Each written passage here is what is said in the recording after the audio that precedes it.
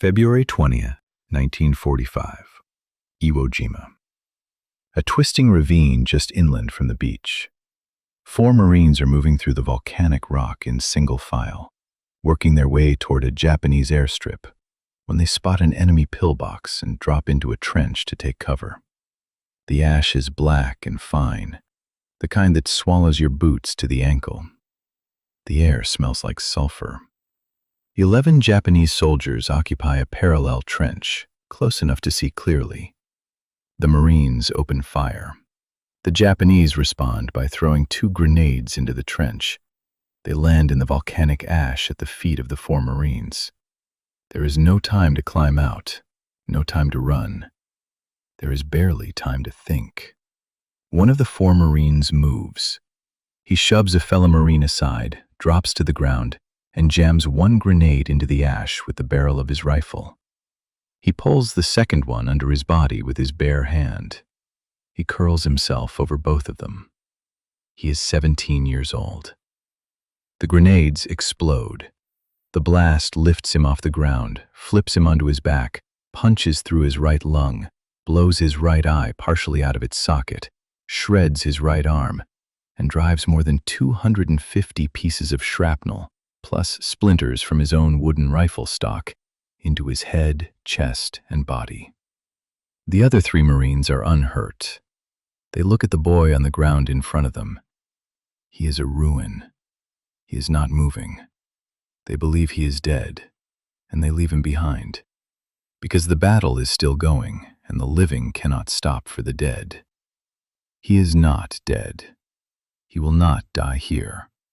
Not today. Not from this. Jack Lucas has been trying to get himself killed since he was 14 years old, and he has not managed it yet. This is the story of how a boy from North Carolina talked his way into the deadliest branch of the American military at 14, stowed away on a troop ship to get to combat at 16, and ended up at the bottom of a trench on Iwo Jima at 17, the youngest Marine to receive the Medal of Honor in the Second World War. Here is how it happened. Jacqueline Harold Lucas was born on February 14th, 1928, in Plymouth, North Carolina, a small river town in the tobacco farming flatlands of the eastern part of the state. The kind of place where boys grew up fast, and the land had a way of deciding who you were before you were old enough to decide for yourself. His father was a tobacco farmer, steady, present, the center of a household that young Jack understood, even as a child, depended on having a man at the head of it. Jack was 10 years old when his father died. The boy who came out the other side of that loss was not the same boy who had gone in. He became, in his own words, kind of a tough kid after that to handle. Not bad, not mean, just uncontainable in the way that boys become uncontainable when the thing that was anchoring them is suddenly gone. His energy had no direction. His anger had no target. He got into fights. He caused trouble. He was too much for ordinary school. His mother made a decision. When Jack was 11, she sent him to Edwards Military Institute in Salemburg, North Carolina, a military boarding school, the kind of place that took boys who could not be managed and gave them something to push against. Structure, rank, the specific, demanding culture of a place where effort was rewarded and sloppiness was not tolerated. It worked. The military school gave Jack Lucas something that grief had taken away.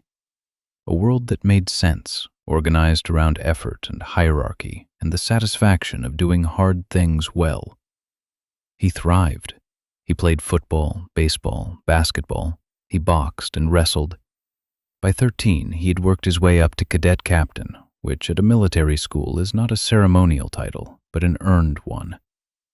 He was 13 years old, leading other boys through drills and feeling, for the first time since his father died, like himself. Then the Japanese bombed Pearl Harbor.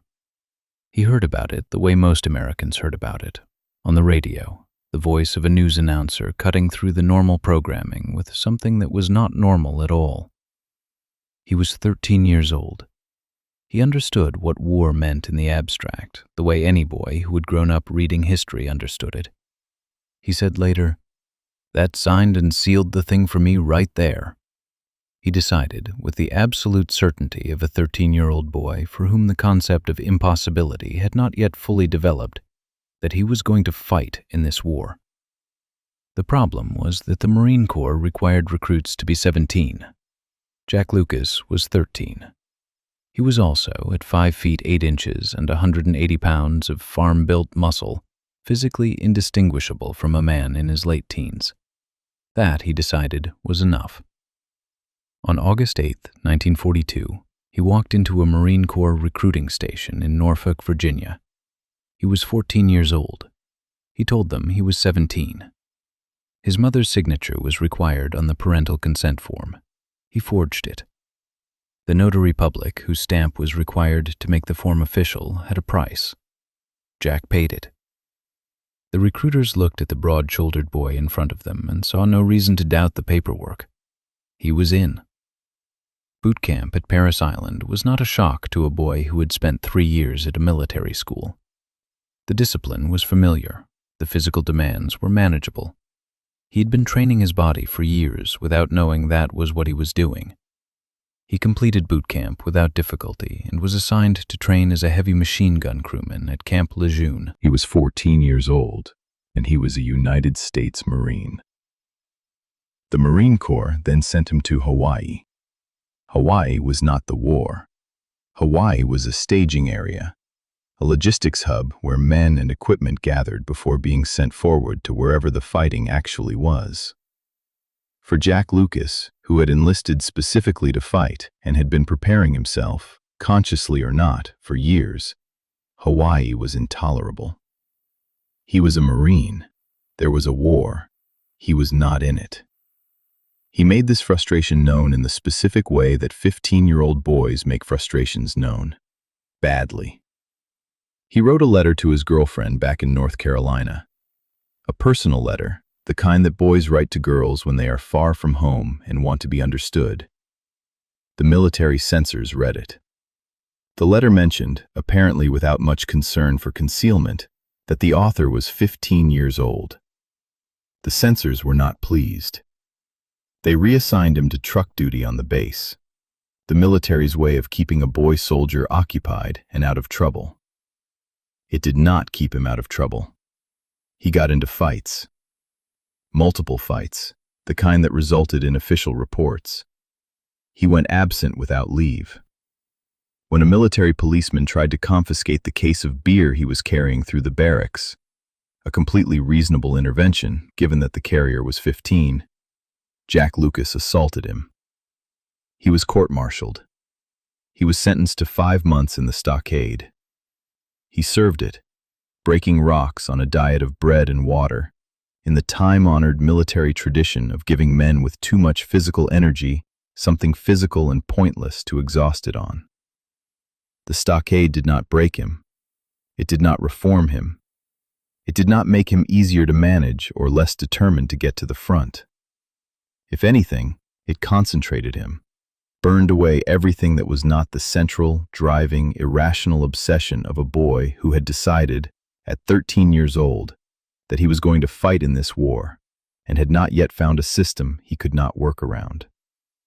He got out of the stockade. He went back to being a Marine in Hawaii, which meant he was still not in the war, which meant the problem was not solved. He needed a different approach. By the winter of 1944, Jack Lucas had been in the Marine Corps for more than 2 years. He was 16 years old. The Pacific War had been grinding forward, island by island, atoll by atoll, at a cost that the newspapers reported in the careful, sanitized language of official communiques, and the families of the dead understood in full. The next major operation was an open secret among the men in Hawaii. Iwo Jima, a volcanic island 8 miles square, roughly 700 miles from the Japanese home islands, so heavily fortified that the invasion planners were projecting casualty rates that they kept out of the newspapers. Every man who understood the Pacific understood what Iwo Jima meant. The Japanese would defend it to the last man, because losing it meant American bombers could reach Tokyo. Jack Lucas understood all of this. He understood it, and he wanted in. The Marine Corps had other plans. He was 16. He was officially flagged as underage. The system that he had defeated once, with a forged signature and a bribed notary, had caught up with him. He was not going to be assigned to the Iwo Jima invasion through any official channel. So on January 10th, 1945, he put on his khaki uniform, rolled his dungarees and field shoes under his arm, walked out of his base, and found the USS Duel. The USS Duel was a transport ship. It was carrying the 1st Battalion, 26th Marines, part of the 5th Marine Division, to Iwo Jima. Jack Lucas did not have orders to be on it. He did not have authorization to be on it. He climbed aboard anyway, found a place to be inconspicuous among the several hundred Marines being transported, and stayed inconspicuous as the ship left Hawaii and moved west across the Pacific. He was a stowaway on a troop ship headed for one of the most heavily defended islands in Japanese hands. He stayed hidden for nearly a month. On February 8th, the day before he would have been placed on the official deserter list, a designation that carried consequences he was not interested in, he walked up to Captain Robert Dunlap, the commanding officer of C Company, 1st Battalion, 26th Marines, and turned himself in. He was taken to Lieutenant Colonel Daniel C. Pollock. The meeting between a 16-year-old stowaway and the commanding officer of a Marine battalion, 10 days before one of the bloodiest battles of the Pacific War, could have gone in several directions. Pollock could have confined him. He could have arranged for him to be sent back. He could have dealt with the situation in any number of ways that did not involve putting an underage boy into a combat unit heading for Iwo Jima.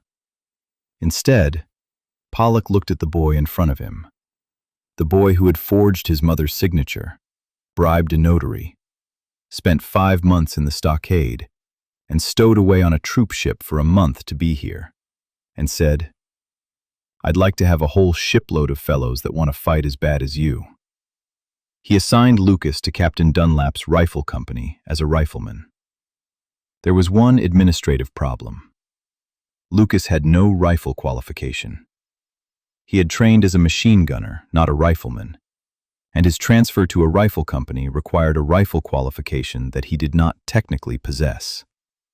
The solution to this problem, in the creative accounting tradition of military paperwork under combat conditions, was to backdate his qualification to January 1944.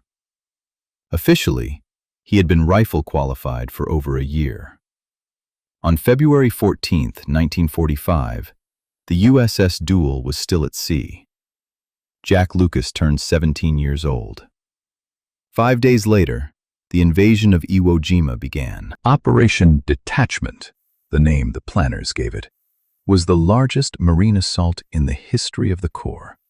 70,000 Marines, 21,000 Japanese defenders under Lieutenant General Tadamichi Kuribayashi, a man who had studied American military culture at Harvard and Fort Bliss, and who had spent the months before the invasion building a defensive network that the American bombardment would prove nearly impossible to destroy. 16 miles of tunnels, hundreds of bunkers and pillboxes and artillery positions with interlocking fields of fire, built into the volcanic rock of a dead island that smelled of sulfur and offered nothing to the men who fought over it except the strategic real estate of its airfields. The Marines who landed on the beaches of Iwo Jima on February 19 stepped into volcanic ash that swallowed their feet and stopped their vehicles and made every forward step an argument against gravity. The Japanese held their fire initially, letting the beach fill with men and equipment before opening up with everything they had. When the fire came, it came from positions so well concealed that finding the source of any individual weapon required either extraordinary luck or extraordinary cost.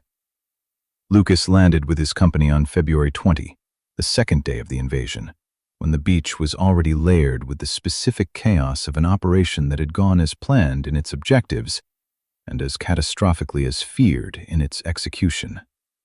He was a 17-year-old private first class, rifle qualified on paper for a year, in combat for the first time in his life.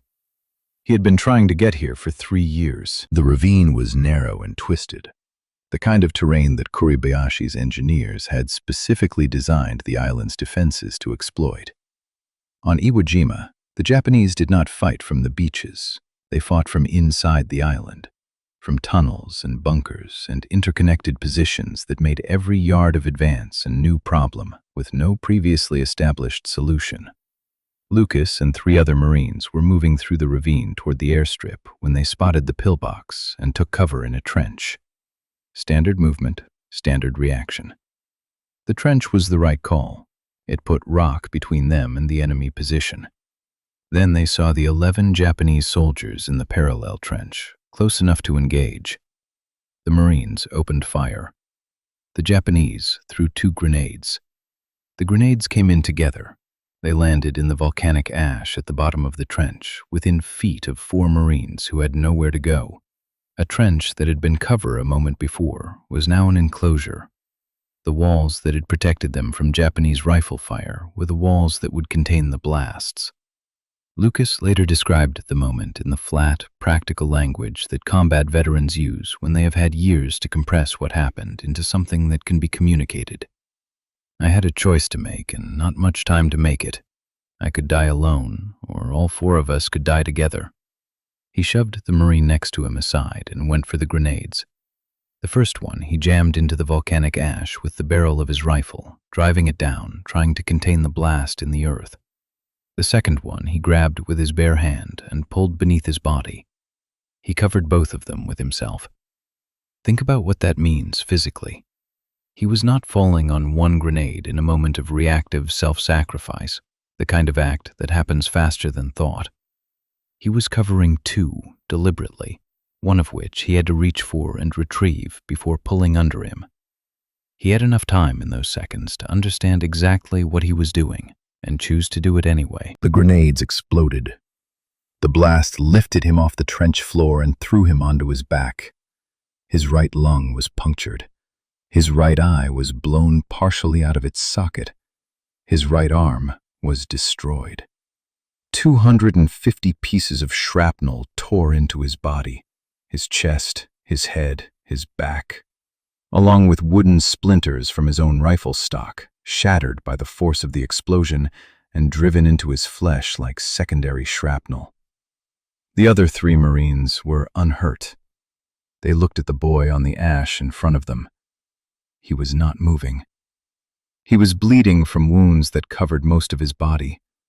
They believed, reasonably, that no one absorbed 2 grenade blasts at that range and survived.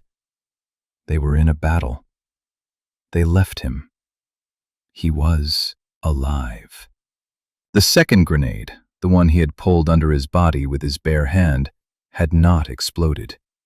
He had absorbed the first blast and was still holding the second grenade, a live round that had failed to detonate, when another group of Marines came through the ravine some time later and found him. He moved the fingers of his left hand. Just that. Just the fingers of the one hand that still worked. A small, specific, deliberate signal. I am here. I am alive. Do not leave me. From a boy who had used everything else he had and had only that left to offer. They got him out. The surgeons who worked on Jack Lucas at the field hospital and later at naval hospitals across the Pacific would perform 21 operations over the months that followed. They removed what shrapnel they could reach, which was not all of it. Approximately 200 pieces remained in his body, distributed through his chest and back and arms, 2 embedded in tissue and too close to vital structures to extract safely. He would carry them for the rest of his life, detectable by X-ray, occasionally working their way to the surface of the skin years later. His right eye was saved. His right arm was saved. His lung healed. He was, by any reasonable medical assessment, a boy who should not have survived. recovering in a hospital bed from wounds that would have killed a man with any less physical substance and any less irrational determination to continue living. He was 17 years old. The Marine Corps submitted his name for the Medal of Honor. President Harry S. Truman presented it to him on October 5, 1945, in a ceremony at the White House. Lucas was still technically a boy, 17 when he was wounded, not yet 18 when he received the highest military decoration his country could give. Truman told him, in the way that presidents tell Medal of Honor recipients things that are meant to convey the weight of the moment, "I'd rather have this medal than be president." Jack Lucas looked at the President of the United States and said, "Sir, I'll swap with you." Jack Lucas went home to North Carolina. He enrolled in the 9th grade. He was 18 years old, wearing his Medal of Honor to his first day of class, sitting in a room with children who had spent the war in school, while he had spent it in the stockade and a trench on Iwo Jima. He finished high school. He tried to build a life. It was difficult.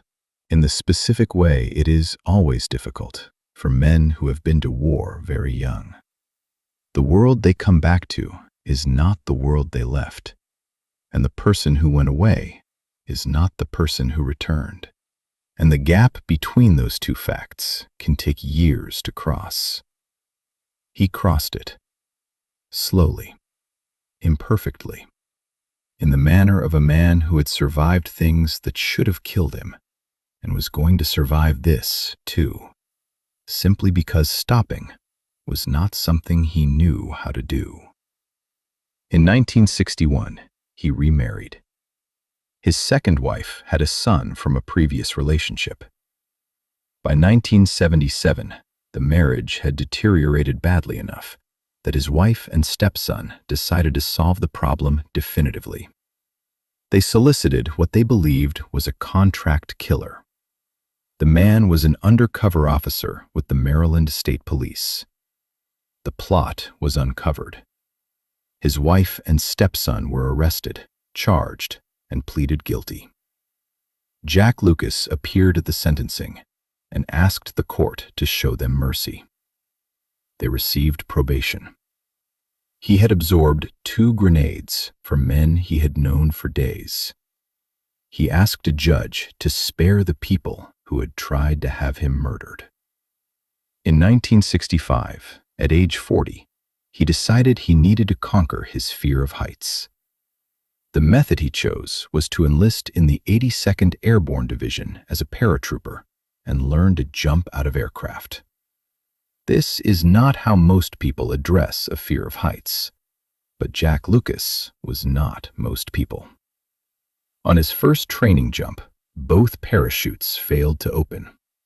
He fell 3,500 feet. Just before impact, he managed to execute a rolling fall, the technique that paratroopers are trained to use to distribute the force of landing across the body rather than concentrated in the legs. He hit the ground at a speed that should have killed him. He walked away.